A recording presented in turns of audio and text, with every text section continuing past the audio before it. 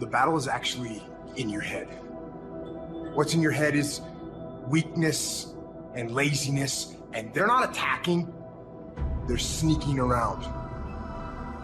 They're poisoning the strength in your brain. If you just decide, I'm going to keep my word. If I say something, I'm going to do it regardless. Being more disciplined.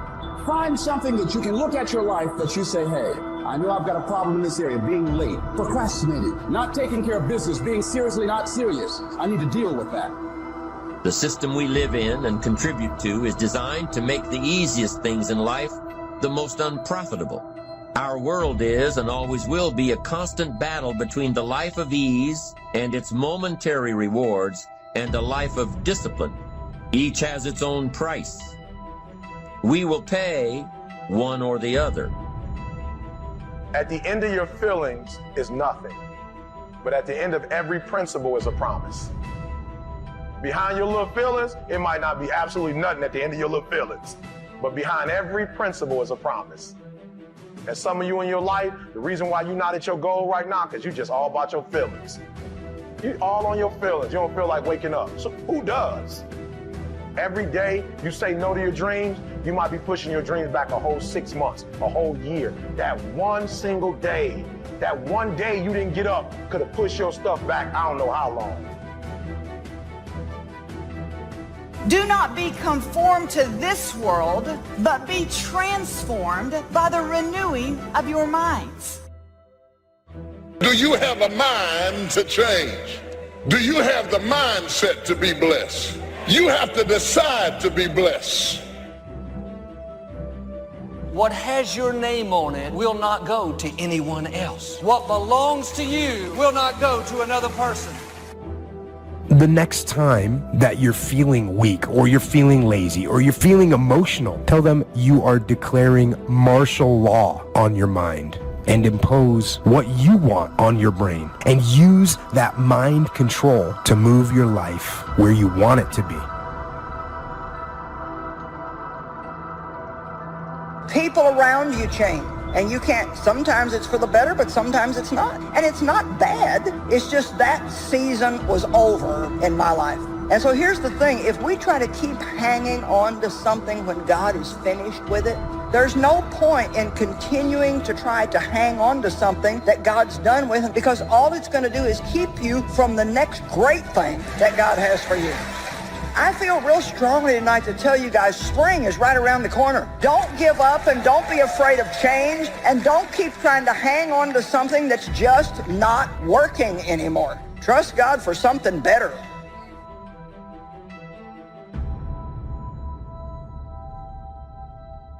When you're absolutely certain that if I do this, it's going to get that result, and that result's going to change my life, you'll do it. When you think it absolutely is not going to work, you're never going to do it. The middle no man's land of maybe it'll work, maybe it won't, that's the piece that kills people. If it's a must for you, you got to make it work.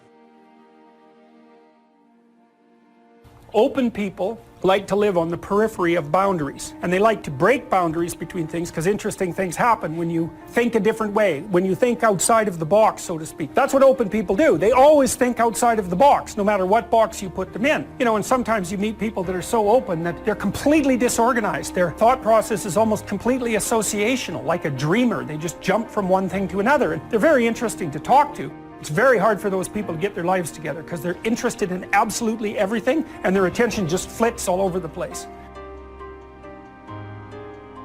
I'm asking you to have some faith, have some courage, believe, drive your doubts into a small corner. Don't let them loose like a mad dog, drive you into a small corner. Don't doubt the future, don't doubt the possibilities, and here's the most important one of all, don't doubt yourself. If I've got miracle working power to change my life, so do you. If I can grow, you can grow. I'm asking you, don't sell yourself short. We got to go backwards to get better. We got to go all the way back to get better. I have to be comfortable in my life to accept that sometimes loss is the way to gain. To know that sometimes the most painful moments are the most purposeful moments. I have to be comfortable in my life to stop comparing myself so much with people who are not meant to be the standard anyway. Now, I don't know what you're facing today, but I know this, everybody in this room is facing something. if it ain't nothing but life? If you don't have nothing to fight but life, if everybody likes you and you're just as beautiful as you can be and as healthy as an Olympian, if you deal with nothing but life, life will try you to the breaking point. You have to decide that you're going to be in control and that you are going to do what you want to do. You are the machine and you can control the machine. Weakness doesn't get a vote. Sadness, no vote. Frustration, no vote. I don't even give my temper a vote. If we have any lack, it is not because we lack money or opportunity or resources. It is because we lack ideas that have taken form from information. If you search, you will find. So that is the way to discover ideas and life-changing information. Search. In order to find, you must search. You must go and engage in conversations with people of substance. You must go looking, go searching. Rarely does a good idea interrupt you. And as you make a diligent search, you will find just the ideas you need. But I wonder, have you taken the time to think about, why am I doing this in the first place? Am I trying to prove something to someone who disrespected me 10 years ago, who isn't even paying attention to my life anymore? Why am I posting this? To impress people who follow me on social media that don't even really know me? What is my reason for doing what I'm doing? On the outside, people don't look broken. You don't see bruises and you don't see scratches and you don't see scrapes, and people don't walk around in a big cast, and so you can't tell with the naked eye. The problem is that there's a malfunction on the inside. So many times, depression, what it feels like is this, that I'm so afraid to share what's going on the inside because I'm afraid it might destroy you. So what I do is I bury it on the inside of myself only to destroy myself.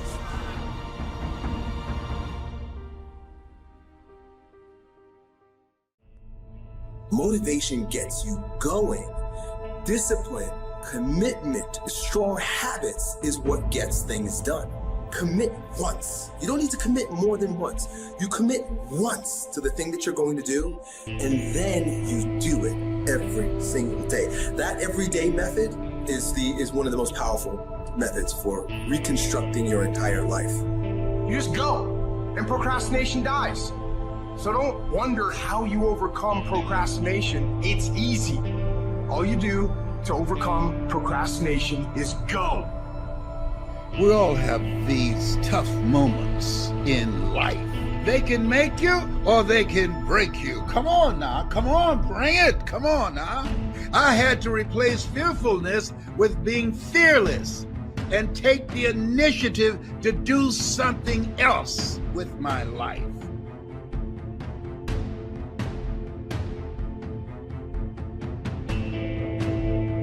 You are putting things off because in the short term, it's easier, it's more comfortable, it's more pleasurable to be distracted or to indulge yourself doing something else than it is to sit down and do the actual work to create the outputs that matter when they are needed. And when you need motivation yourself, don't look for someone to scream and yell. Don't look for someone else to give you motivation. Look at yourself and remind yourself why you are doing what you are doing. Remind yourself that this struggle, this temporary pain, this fight that you're in, this is what will make you stronger and faster and smarter and better.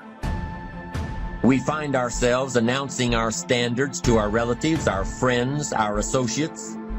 We shout our beliefs and condemn those who believe any differently, but then we don't walk the talk.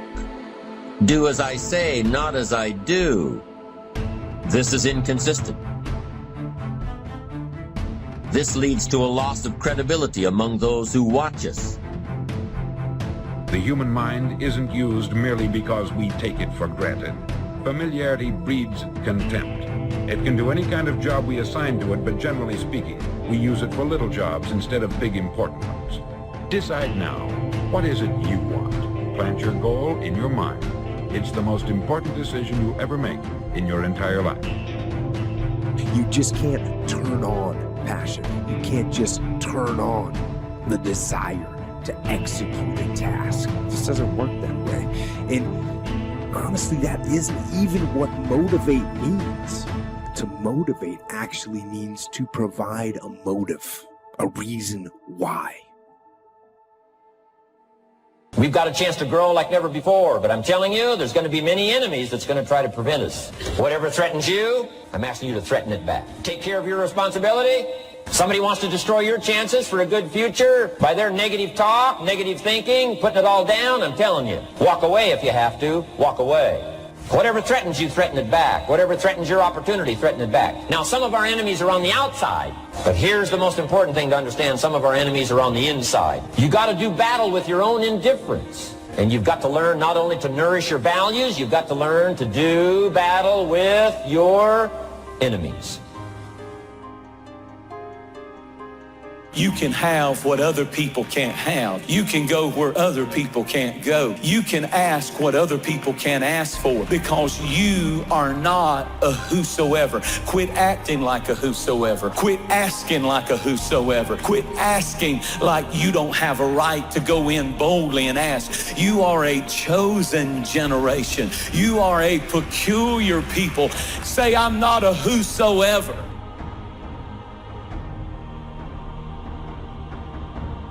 You have to learn how to shut your mind against strifeful thoughts. And as soon as they come, you need to say, this is going nowhere. I've been there, done that, and I'm going to change my mind, get in agreement with God, and let God take care of the situation. Our problems do not overshadow our purpose. Our weaknesses do not discount our work, and our deficiencies definitely do not delay our destiny. We have to learn how to work our weakness. You gotta work your weakness because all of us to some degree have a thorn in our flesh. We all have gaps, we all have deficiencies, we've all made mistakes, we've all got these things that feel like a thorn in our flesh. You know what? Some of us are so used to bad that we reject better when it comes. Sometimes God proves his love to us by what he's not letting us have. Doesn't mean that it's never going to happen. We just have to spend more time in the weight room, growing, developing, learning to forgive, learning to keep a good attitude when things aren't going our way. The sooner we pass these tests, the sooner God will release what belongs to us. No matter what comes against us, we will make it through. It doesn't mean it's going to be easy. That doesn't mean there's going to be no pain involved. But truly, we can do all things. Yes, you can make it through whatever you're going through right now. You can get so strong in spirit that you can be going through really, really difficult things. And while you are, you're still reaching out and helping other people, and they don't even know what you're going through. I'm not in this by myself. I'm not in this thing by myself. You are not alone in the battle. You're not alone in the struggle. That God has a strategy, and when it's all over, you're going to see that even though you couldn't see him, he was there all the time. People can change their standard by getting around where it's better. People can change their standard by getting associated with what's true, like the bills they got to solve, the problems they got to do it. Or they can do it because they're excited, because it's something new they want to take on. Everyone's different, but they got to find the why, and they got to come up with some daily rituals to get them going, and just do a step at a time. That's where you get momentum.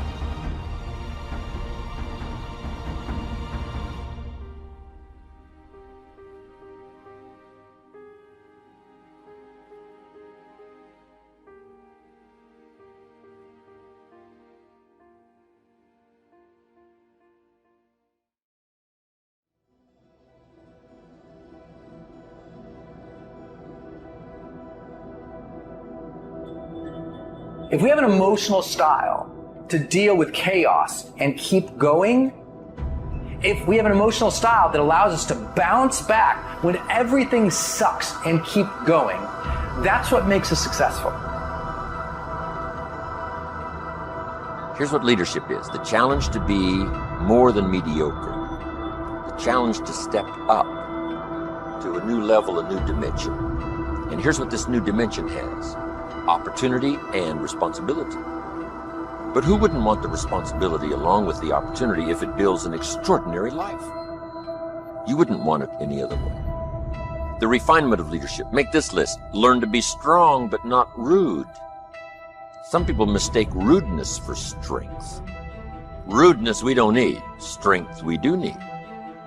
Here's the next one. Learn to be bold but not a bully. We need to boldly seize the day, boldly seize the opportunity, boldly seize the chance. But we don't need bullies. We don't need anybody to push anybody around. There's a whole new level of leadership. A new method of leadership. Here's what it is. Leadership by invitation. Not leadership by threat. Not leadership by intimidation. That now shows the weakness of the leader. That now shows ego at work instead of skills. But it's leadership by invitation. Invite somebody to a better way of doing things. Here's what else it's called. Leadership by inspiration. Inspiring somebody to make the necessary changes to move up or to get the job done. As leaders, we inspire. As leaders, we entice. As leaders, we invite. Invite, entice, inspire. Not threaten. New kind of leadership. Be bold but not a bully. Next, be kind but not weak. Some people mistake weakness for kindness. It is a great mistake. Kindness isn't weak. Kindness is a certain unusual strength. But don't say, I must be weak in order to be kind. The answer is no. Sometimes you have to be unusually strong to be kind. Somebody coined the expression, tough love. Love that really tells the truth and levels, sometimes with a broken heart, but whatever has to be said, has to be said. Kind but not weak. Here's another one that's excellent. Be thoughtful but not lazy. We need to give thought, but we also need to take action.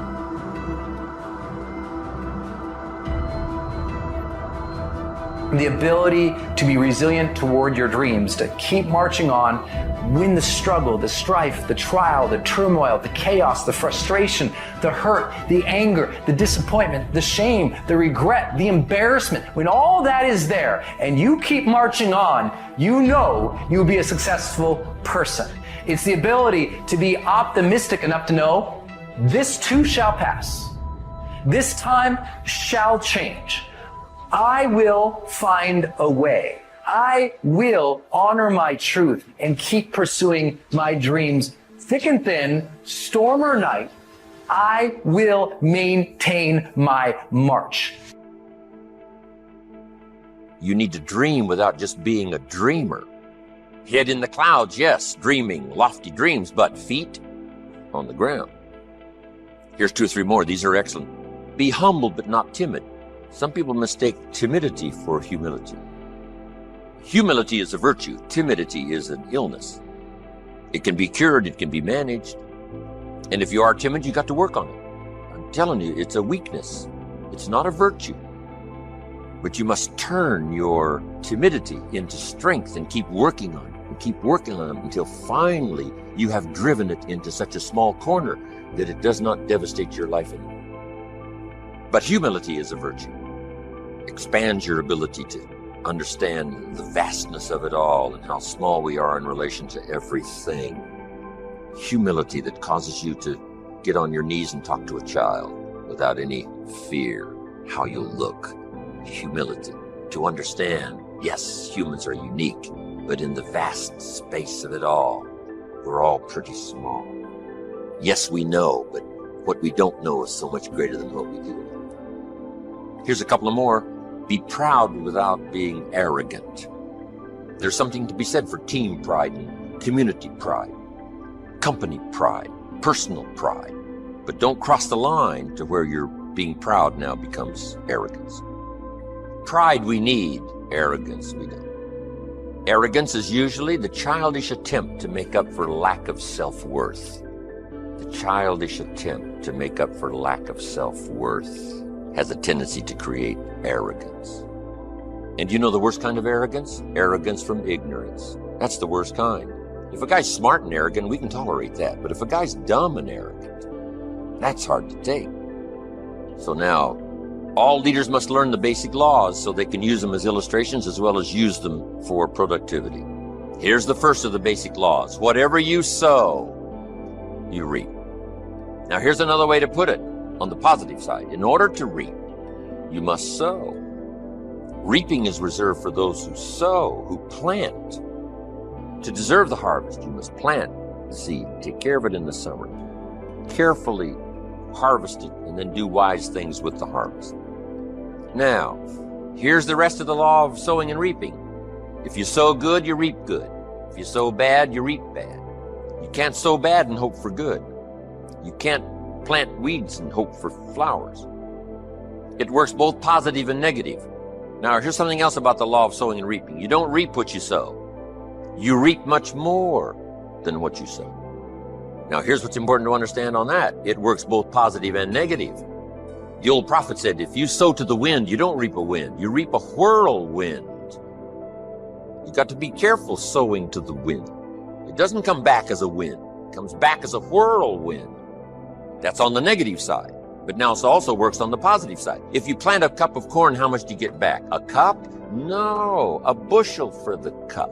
You get back much more than what you plant. That's the reason for planting, for the increase. Positive, negative.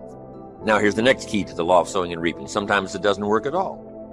The farmer plants the crop in the spring, takes care of it all summer, is an honorable man, loves his family, is a decent citizen.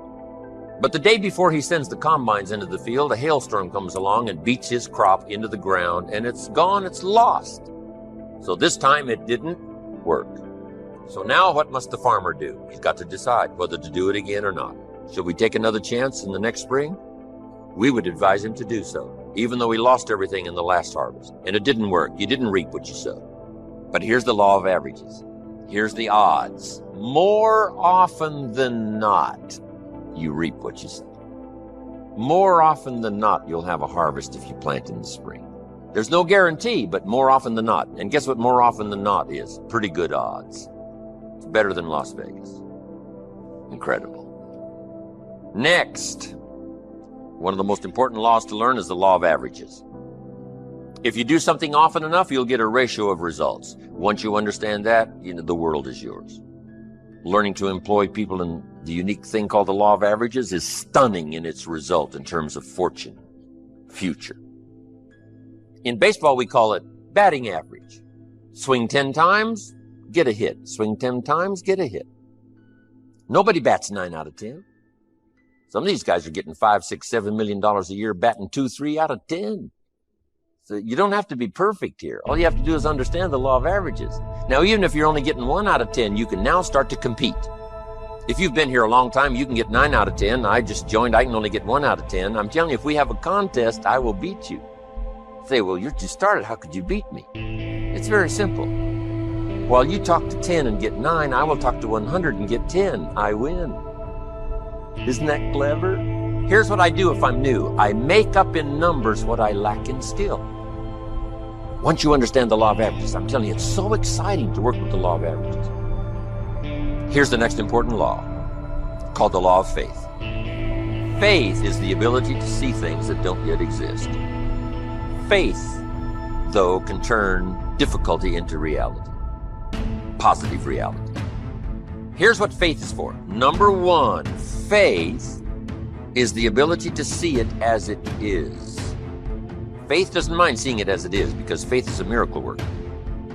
Faith does not ignore the negative. Faith uses the negative because if there was no negative, there'd be no need for faith. If everything is okay, what would you need faith for? You need faith because it isn't okay. Now, what isn't okay? Who knows? The situation that isn't okay. So here's what faith does. Number 1, faith does not ignore the negative because faith now stands as the miracle worker if you let it work. So faith sees it as it is. If it's ugly, it's ugly. If it isn't working, it isn't working. If it's a mess, it's a mess. It doesn't hurt to call a mess a mess. You don't need to fancy it up here. If it's broke, it's broke. If it's miserable, it's miserable. Faith doesn't mind admitting that. Faith doesn't mind seeing that. Here's why. Number 1, you can see it as it is. That's the beginning of faith, seeing it as it is. Now, here's the second step of faith. See it better than it is. Couldn't you see beyond the mess? The mess is for today. Couldn't you look into tomorrow? The answer is yes, I guess I could look into tomorrow. Humans have this incredible ability to look into tomorrow, to look into next week.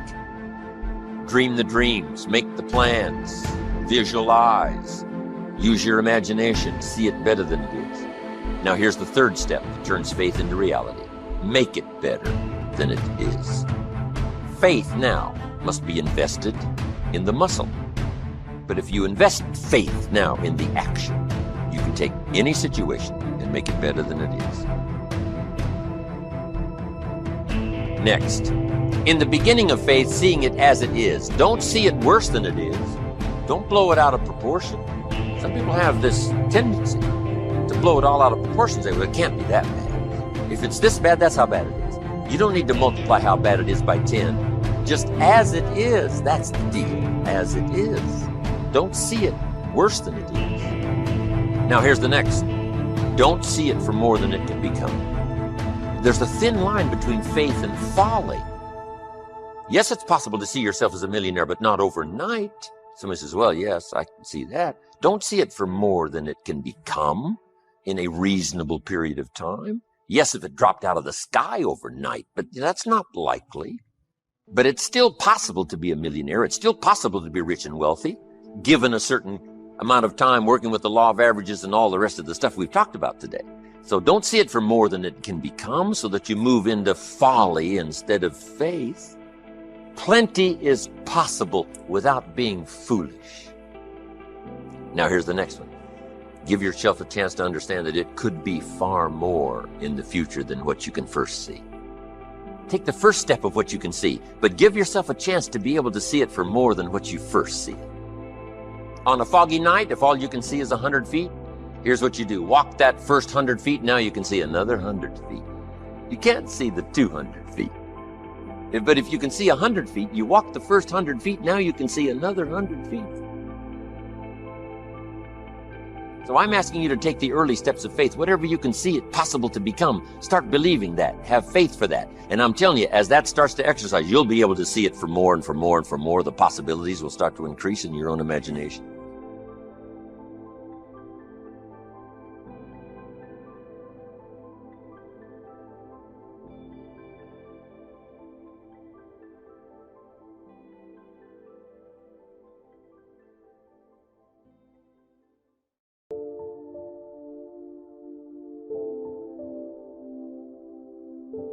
See, it's not what you get by tricks that counts. It's not what you get by demand. It's what you get by performance that counts. And I found this out. Performance comes from inside, not outside. For the first part of my life, I was looking for the answers outside before I finally discovered they were inside. Success is not something you pursue. Success is something you develop. People are often asking me, how do you develop an above-average income? And the answer is, become an above-average person. Develop an above-average handshake. Some people want to be successful, and they don't even work on their handshake. As easy as that would be to get started on. They let it slide. They don't understand. Develop an above-average smile. Develop an above-average intelligence. Develop an above-average interest in other people. Develop an above-average intensity to win. See, that will change everything. Probably one of the most frustrating experiences in life is looking for an above-average job with above-average pay without becoming an above-average person. It's called frustration. Mr. Schoaf one day gave me one of the most important statements of our entire association. I was giving him a rundown on how things hadn't worked out for me, and he said, Mr. Rohn, I have an answer for you if you will listen carefully. And listen carefully I did that day and for the next 5 years. If someone is wealthy and happy, you've got to listen. He said, Jim, I've only known you for a short time, but it is my honest opinion, for things to change for you, you've got to change.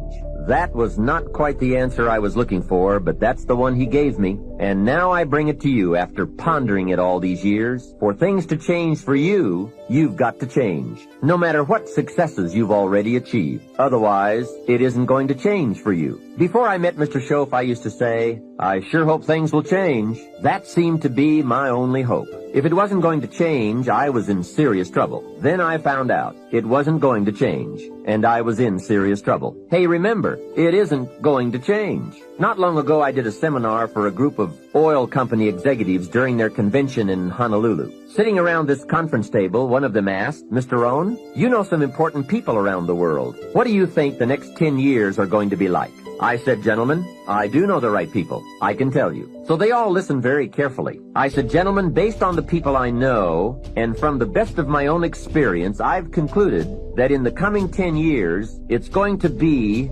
about like it's always been. Aren't you glad you're listening? I don't share that with just everybody. Now, I said that to make a point, but I also said it because it's accurate. It's going to be about like it's always been. The tide comes in, and then what? It goes out. For 6,500 years that we know of, called recorded history, and probably long before that. So it's not likely to change. It gets light, and then what? It turns dark. For 6,000 years. We are not to be startled by that now. If the sun goes down and the man says, "What's happened? What's happened?" Surely he just got here, I guess. Hey, it always goes down about this time of day. In rotation, the next season after fall is winter. And pray tell, how often does winter follow fall? Every time, without fail, for 6,000 years that we know of. Now, some winters are long and some are short. Some are difficult and some are easy. But they always come right after fall. It isn't going to change. And tonight, you may not have what the person next to you has. You might not can do what they can do. You might not look like what they look like. You may not have the resources. You might not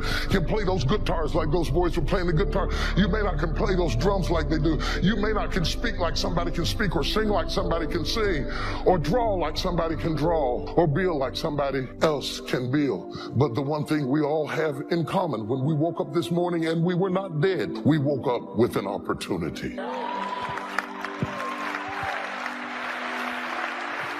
The brother who had 5 immediately went to work and said, "Whoa, I got 5, but I see how it can be 10. And he took what he had been given and turned it into something. That's what every pastor wants on his staff. He wants people on his staff. If I hand you some work to do, I don't want you to just hand it back to me like I gave it to you. I want you to take it and turn it into something.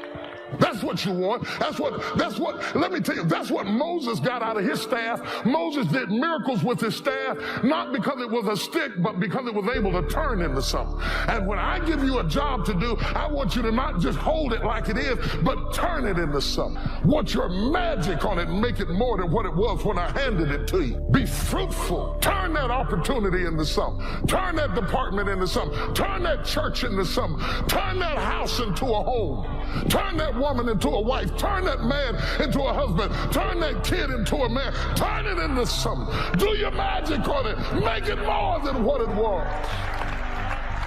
Brother number 5 said, "Hey, I see how it can be 10. Good God Almighty." Brother number 2 said, "Excuse me, I see how it can be 4. And brother number 1 said, "Now, you know, when he come back here, I don't want to take no chances." And so the Bible said he was afraid and he hid his talent in the earth. His mistake is the mistake I've come to warn you of. If you expose your fear, you bury your talent. You need to reverse it. You need to bury your fear and expose your talent. I ain't touched this button yet, but I will. As soon as I hit that button, I'm gonna point right at it.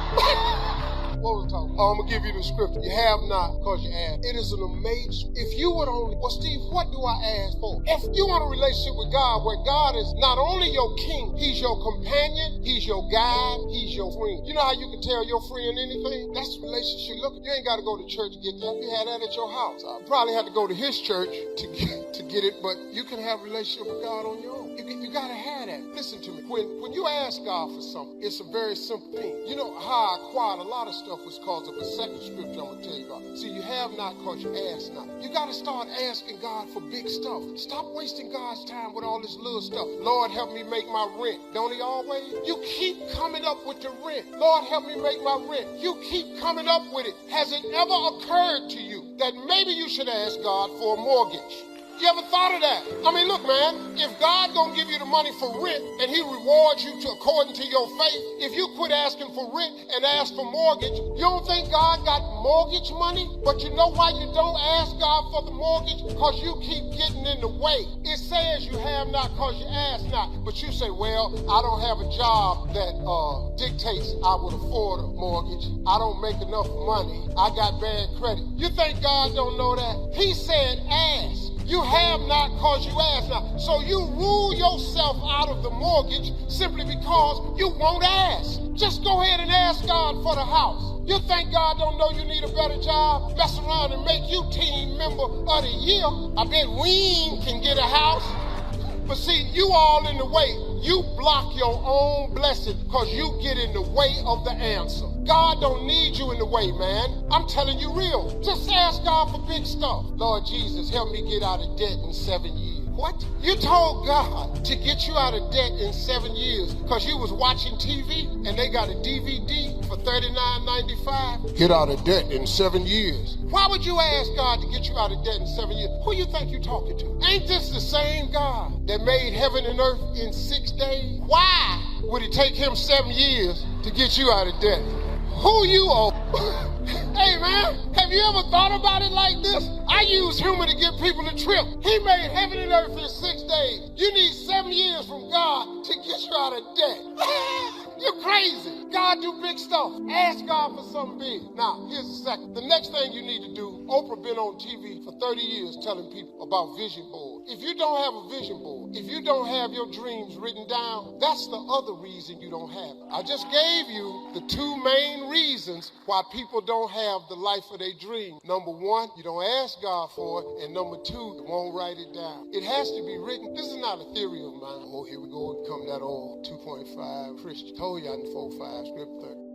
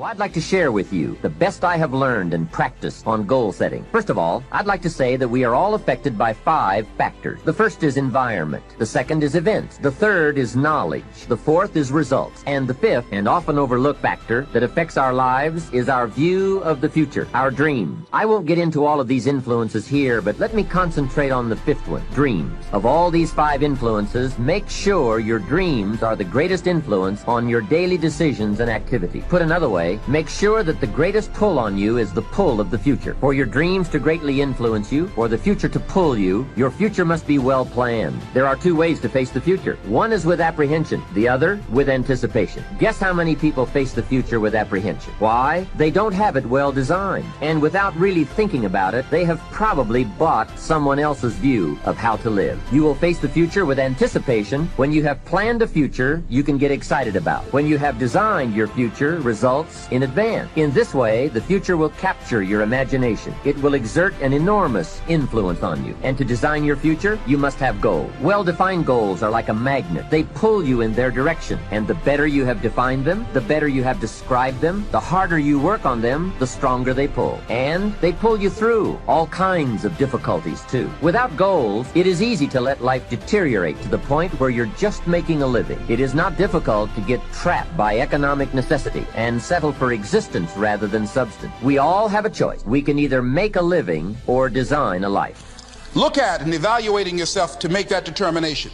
Other thing is that in order to get out of a rut, we need some coaching. Find some trusted critics. People that you know care about you and love you. So there's some things that keeps us from growing and getting out of ruts. Number one, we identify with feedback. We take it personal when someone wants to give us some feedback on where we are falling short and tell us about our blind spots. We want to have everything being positive about us. We're not perfect. It hurts. I have a friend who's a trusted critic. I don't like him, but I love him. He doesn't tell me the things I want to hear. He tells me what I need to hear so I can grow. It hurts. It hurts when he put me on the hot seat. I can't stand it. But that's the only way that I can grow. And I'm glad that he loves me enough to risk our friendship to tell me what I need to hear, not what I want to hear. Get a support group, somebody that you can talk to. People who perhaps might have a similar problem. Support groups are very powerful, that you can share some of the challenges that you're going through. And it might be a situation where one person can give you an idea of how they handle that situation and create an opening for you. Begin to stimulate some possibilities in your mind on how you can resolve the problem. We can't grow by ourselves. As I mentioned before, we grow from people and projects. The other thing is about life, when things happen to you, when you permit things to use you, you can't change the past, but you can interpret. You can reinterpret how you see it. For years, I was going around with a heavy load on my shoulders, feeling bad because I was adopted, doing interviews for adoption agencies and foster homes. And I was on television once, and I told these people in this particular interview that I was giving away my twin brother and I when we were 6 weeks of age. A friend of mine, fortunately, was listening to the program, and she said, "Les, I'd like to have lunch with you." And so I went over to see her. She said, when a woman carries a baby for 9 months, feeling that life movement in her, it's automatic and natural for her to learn to love that baby, to expect it to come here when she bears the pain to bring it into the world.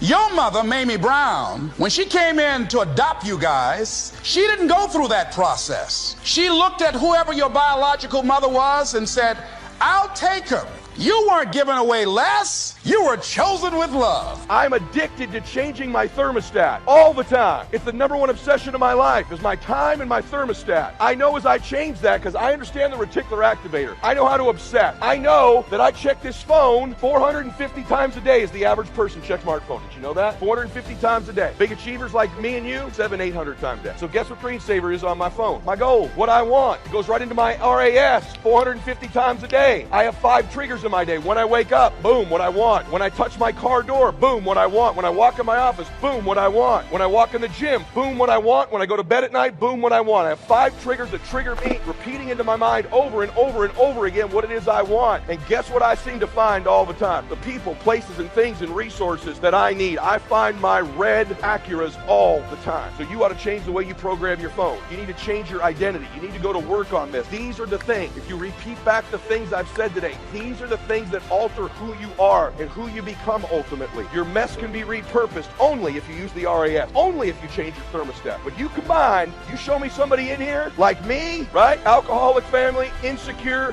shy, broke, Velcro Mercedes, goofed up property, and you show me someone with my life. You know how that happened? My family didn't think like this. My family's not dreamers. They're great people. I never went on a vacation as a kid. We never thought about going on vacation. We don't talk or think like this. We're just good people, man. We just take care of our family and love each other. But we never wanted to achieve or win or... You need somebody who is called to serve, to lift the load, to carry the weight, who understands the difference between the kitchen and restaurant. This morning, I'm supposed to be talking to kitchen folks. This is where we get real and let it rip, get down, because we know what it takes to make the peach flambe and the beef stroganoff. Came through a cussing fit and it came out and served it, voila. If you're working in a ministry and it's chaotic and it's confusing and you're working with somebody who doesn't do their job and comes late all the time and they're always up in the pastor's face grinning, and when the pastor comes in, they're so wonderful, but when the pastor leaves, they don't do jack city.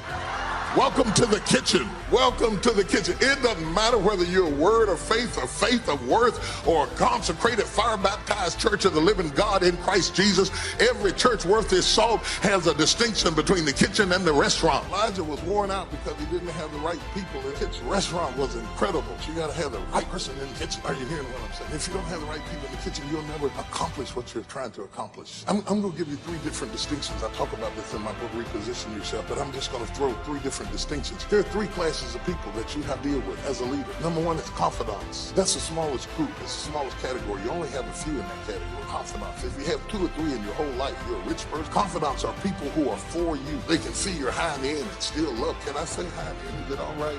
It's my first time here. I don't want to offend anybody. You can even come, oh God, can I come back? Woo! He said, you keep cussing. Bless God. And so like I was saying, I love this guy, man. I love you. Woo! Excuse me, I just like the freedom. I'm not going to use it, but this is free. I'm like Paul and Silas in jail. They opened up the prison, but they didn't go out. It's just nice to know you can get out if you need to, you know? So what I want to make sure that you and I do is we set ourselves up to be able to win. So there's 3 things I'd like to walk you through. 1, I'd like to walk you through how to be competitive edge that's going to get you both the performance you want at the highest level and also the fulfillment you want. Because if you want to know my view, I can tell you there's 2 master lessons in life. Lesson 1 is the science of achievement. If you want an extraordinary life, if you want a magnificent life, which by my definition has nothing to do with me, it's life on your terms. Some of you, what's an extraordinary life? It's having a cool little company. For some of you, it's having a big billion-dollar company. For some of you, it's not a company. It's 3 wonderful children that you totally love and adore and spend time with. For some of you, it's poetry. For some of you, it's making a difference in the environment. It's different for all of us. It's life on your terms. But if you're going to have an extraordinary life, you need to master, number 1, the science of achievement, which most of you are damn good at or you wouldn't be in this room. Right? You know how to go from where you are, have a vision, make it real. Speeding that up, that's my business. When Mark talked about, he actually showed me the other day, we were together a couple days ago, and he showed me the very first day he did his V2 Mom, which is really a simple way of saying, what do you really want? What your vision, your values is, why do you want it? And walking through the obstacles and the solutions, strategies to get where you want to go. And he showed me on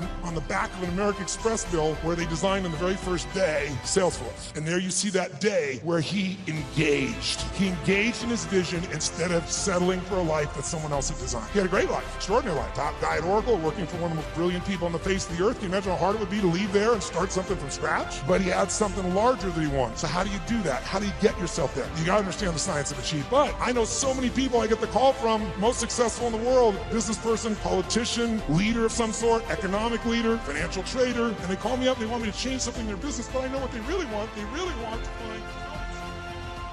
find true success and happiness. If you have only one goal, there really is only one, and that is this: to fulfill the highest, most truthful expression of yourself as a human being. You want to max out your humanity by using your energy to lift yourself up, your family, and the people around you. The single most important lesson I learned in 25 years talking every single day to people was that there's a common denominator in our human experience. We want to be validated. We want to be understood. I've done over 35,000 interviews in my career. And as soon as that camera shuts off, everyone always turns to me and inevitably in their own way asks this question: was that okay? I heard it from President Bush. I heard it from President Obama. I've heard it from heroes and from housewives. I've heard it from victims and perpetrators of crimes. I even heard it from Beyonce and all of her Beyonce-ness. Friends and family, yours, enemies, strangers, in every argument, in every encounter, every exchange, I will tell you, they all want to know one thing. Is that okay? Did you hear me? Do you see me? Did what I say mean anything to you? My hope is that you will try to go out and have more face-to-face conversations with people you may disagree with. That you'll have the courage to look them in the eye and hear their point of view, and help make sure that the speed and distance and anonymity of our world doesn't cause us to lose our ability to stand in somebody else's shoes and recognize all that we share as a people. This is imperative for you as an individual and for our success as a nation.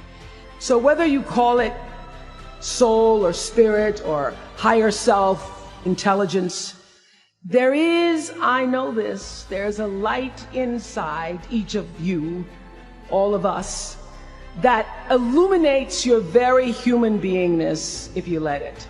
And as a young girl from rural Mississippi, I learned long ago that being myself was much easier than pretending to be Barbara Walters. Although when I first started, because I had Barbara in my head, I would try to sit like Barbara, talk like Barbara, move like Barbara. And then one night I was on the news, reading the news, and I called Canada, Canada. And that was the end of me being Barbara. I cracked myself up on TV, couldn't stop laughing, and my real personality came through. And I figured out, oh gee, I can be a much better Oprah than I could be a pretend Barbara.